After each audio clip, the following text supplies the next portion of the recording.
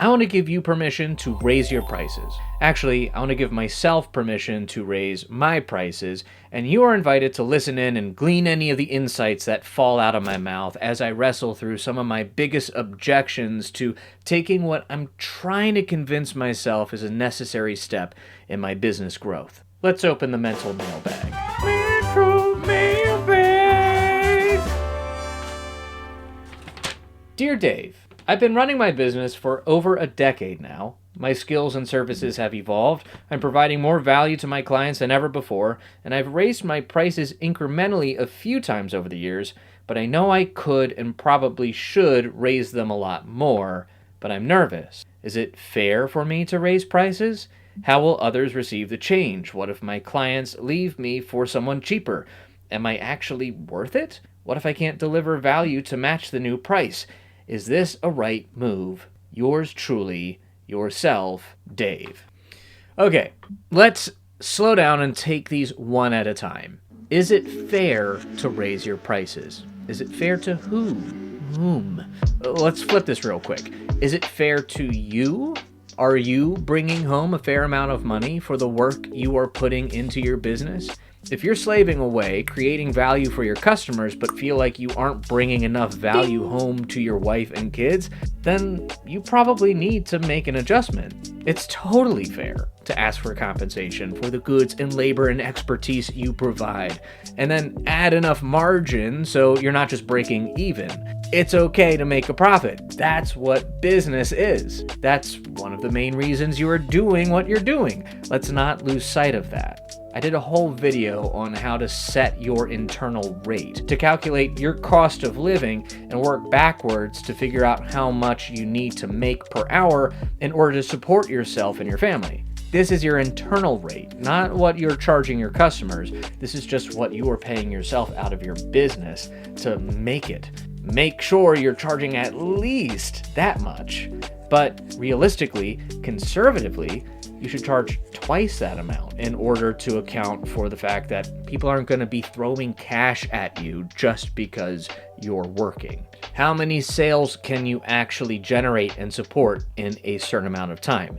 If you are a web designer and it takes you 1 week of active work to complete a project, but you secure new clients irregularly.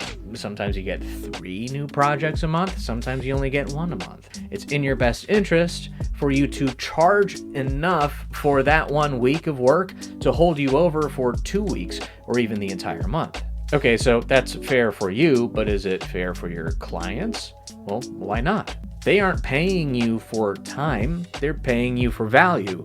Build a website, fill their belly, make their house more beautiful, help them learn a new skill. It doesn't really matter how much time it takes, and oftentimes, the less time it takes, the faster they can achieve their desired result, the better. I did a whole video on this as well. Price for value, not for time. And if you are offering a fair return on their investment, then that's fair.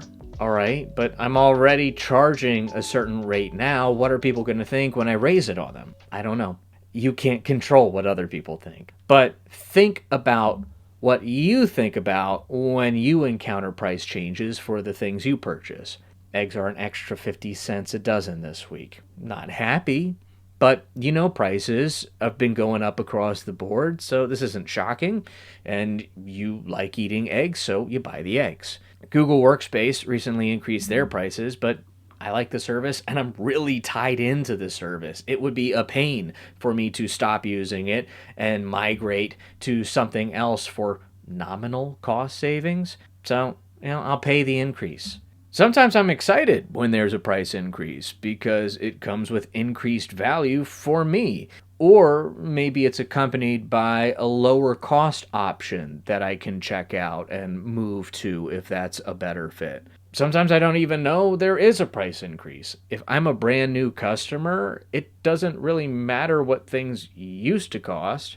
I likely don't even have that information available. I'm making my decision to buy or not buy based on if I think it's worth it now. And sometimes I decide it isn't worth it, and I cancel or downgrade my service or not buy as much eggs and start eating more oatmeal instead. People will respond differently to your price change. Some will roll with it, some might even celebrate it, and some will walk away.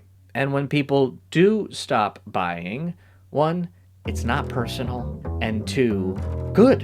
And not good riddance good, but actually like good. You'll be in a better position, and maybe good riddance good too. If you raise your rates and some people stop buying, you could end up making the same amount or more money by doing less work and spending less on overhead. This is straight from Peter Shallard's article, Why People Want to Pay You More, 7 Reasons Doubling Your Rates Double Success. I'll reference this a couple times and link to it in the description. It's a really good article worth a read. But in it, Peter shares a story about how his dad's friend used to run a camera shop and did photo processing and development back when dinosaurs ruled the earth. He realized he was undercharging for film development and decided to double his rates. And when he did, about half of his customers bounced and never came back. But the other half stuck around, said, it's a fair price. I've been getting a deal for a while. I like working with this guy. I'm going to continue doing business with him. Doubled his rates, cut his customer base in half, and as a result, the store owner cut his workload in half while maintaining 100% of his revenue. And then some, because now he's saving on material costs too, and he reinvested the savings into redecorating the shop and enhancing the customer experience and attracting more higher paying clientele. And then digital photography was invented and he was out of business completely. I'm kidding. The article doesn't talk about that, but I imagine whatever happened, this guy was in a much better position to deal with that industry shift as a highly profitable small business owner instead of being a burning out to break even small business owner. Again, there's a lot of great stuff in this article. Shallard presents some other interesting benefits that customers experience when you raise your prices, including a higher focus and investment. If someone is choosing to pay $1,000 an hour for coaching, they're probably going to pay attention and take action on the guidance they receive. If someone is choosing to pay over $100 a month for a premium gym membership instead of $10 an hour for Planet Fitness, they're probably going to be a lot more motivated to get to the gym and take advantage of the classes and training available to them. They're going to get better results. Or they're just filthy rich and price isn't a factor for them, in which case, cool, good for them, better for you. Now, raising your rates might put you out of reach of lower budget shoppers, and that's okay. That has to be okay. You're a small business owner. You're not Walmart. You don't have the scale and the infrastructure required to be a low-cost leader. You can't compete on price. Now, I struggle with this because I want to help as many people as I can, but ultimately, I have to take care of myself and my business first, and that's going to put me in a better position to serve people down the line. People will be okay. If they need what you offer, but at a cheaper price point, they can be served elsewhere. Or maybe they won't find it for cheaper anywhere else, and they realize that you're still a great deal. Or there's no one else that they'd really want to do business with, and what you have is really important to them, so they'll figure out a way to make it work. Maybe they'll save up. They'll eat more oatmeal than eggs for a while. But you have to trust your customers to make that choice. That's on them. You can't price yourself to accommodate people who really can't afford your services. If it really is important for you to serve people who can't afford the higher rates, you still can down the line, but by charging more and achieving greater profitability now, you're going to be in a much better position later to serve more people. Establish your own financial stability first, and then you can introduce lower cost options or even give away your services for free if you'd like. But if your business is not sustainable, you're not going to be around that long for you to serve anybody at all. Okay, I get it.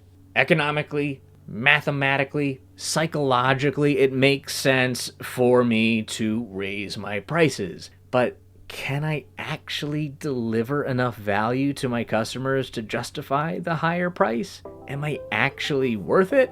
Be worth it. I'm not just going to sit here and say, oh, honey, of course you're worth it. You're the most precious flower in the garden and you're worth a million bajillion hugs and cupcakes. I mean, you are. You're a human being. You are invaluable. You are absolutely worth a million bajillion hugs and cupcakes. We're not talking about if you're worth it. We're talking about if your work is worth it. If you're not putting in the work to deliver a return on investment for your clients, they get to say it's not worth it. In this case, a little insecurity is a good thing. Now, I'll speak for myself now. I'm not the most confident person in the world, and part of me has my doubts about my current rate that I'm charging. If I doubled my prices, do you know what would happen? I would be terrified. But that would drive me to do everything in my power to deliver the best possible experience for my customer. I would make sure I'm worth it. And because I have a tendency to undervalue myself, that would mean that I'm probably going to way over deliver on my customers' expectations. They're going to be delighted and they're going to talk about it and drive more business in my direction because I was scared into being awesome. From Shallard. Being awesome is the only secret to business success. Pumping up price is the psychological permission you need to innovate your product like crazy. Your fear of inadequacy is real. Innovation will allow you to transcend that fear. Innovation will revolutionize your business and dazzle your customers. Then they'll talk about it. Word of mouth will take off and you'll magically attract more customers than your old piddly rates would ever have allowed. This is such a refreshing perspective on this. I feel we spend a lot of time looking for affirmation, looking for somebody to give us permission to say, yes, you're qualified to do that now. But if we're not actually taking action and doing anything to level up our game, that's never going to come, or it's going to come very slowly. In this case, you don't need to wait for somebody else to tell you you're worth more. Pretend that you are, and then do everything you can to fool people into thinking that you're worth it, and you will be. What's at stake? If you don't raise your rates, if I don't raise my rates, my business will never be more than just okay. I'm already near project capacity, so I can stay here, slate full, and not much more opportunity for growth unless I work beyond my capacity, which doesn't sound fun. Or I could try launching new revenue streams, which means going beyond my capacity, putting more work, burning more midnight oil. Or I could try to systematize things so my work becomes more efficient. All of these are valid options. Or I can ask for more money and see what happens. Doubling my rate is the fastest route to increase profits. And it comes with a lot of upside for my clients. But I'm still not sure. Why? Because that's the way I am. But let me ask you this, Dave. Did you ever wish for a raise at your old job? Did you feel like you were worth more than what you were being paid, or wish you had the opportunity to prove you had more to offer? And that was when you were an employee, when you served one specific role and other duties as assigned. Now you're running a whole freaking business. You are providing value to your clients and managing all the other stuff. You're thinking about increasing your prices. You would like a raise. All you have to do is look in the mirror and say, why not? But as I alluded to earlier, increasing your prices isn't the only way to increase profits. You might have more bandwidth to take on more clients, in which case you need to focus on improving awareness and attracting more business, or maybe you need to take a look at what's going out and see if you can reduce your expenses. There's a lot of moving pieces in a business, and if you could use a fresh pair of eyes and get some help evaluating your best opportunities for business growth, I'd love to have a conversation and learn more about what you have going on. You can reach out to me at selfemploymentsidekick.com. And you might want to watch this video for a quick rundown on the method I've used to ensure my business is profitable and aligned with my family's needs and goals.